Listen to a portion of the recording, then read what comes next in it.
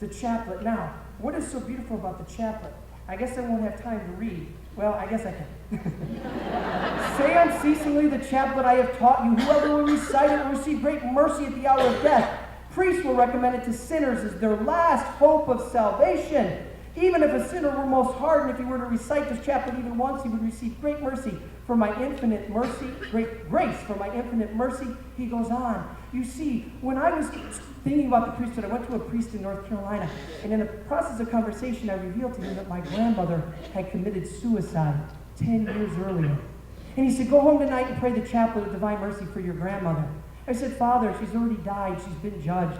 She's in heaven, or I pray in heaven, or in hell, or maybe in purgatory. But it doesn't matter now. She's been judged. He said, no, go home. I said, but Father, it's 10 years ago. He said, God is outside of time. Your prayers, God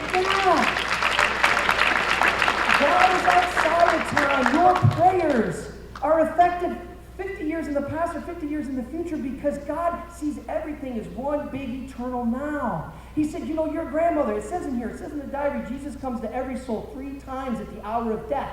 And they have the chance to say yes or no. If they say no, he'll come back again, and then one more time. And if they say no, they're lost. But he says, I said, well, that makes you feel better, Father, because if my grandma sees Christ come to her, she'll say yes. He said, but don't take that for granted. A soul lives in the state that it dies. If a soul went this whole life rejecting Jesus, rejecting this, it may not recognize him when he comes. I said, well, no, I'm all scared again. And he said, but you didn't let me finish.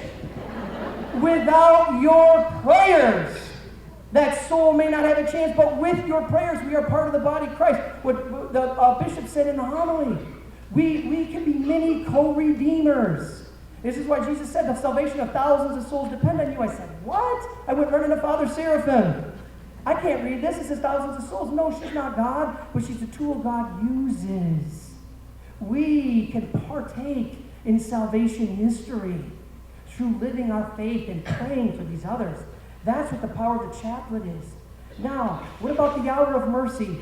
Jesus told St. Faustina to pray the chaplet at the 3 o'clock hour, right? No. He first said, walk the stations of the cross. And then if you cannot, stop where you're at and enter into a chapel. Or if you can't do that, at least stop where you're at and meditate on his passion. You see, it's all about his passion. That's why we pray the chaplet at the 3 o'clock hour. It's about his passion. And the reason you can say, Jesus, I hear this all the time. How can we pray? Eternal Father, I offer you the body and blood, soul, and divinity. Who am I? You are exercising your common priesthood given to you at baptism. When you were baptized, you were made priest, prophet, and king. What does a priest do? Offer sacrifice. I offer you the body, blood. You're offering sacrifice. That's the hour of mercy. Now, or the chaplet. That's what it does. So if you can't make it to Mass, pray the rosary. It's like liturgy of the word, meditating on the gospel.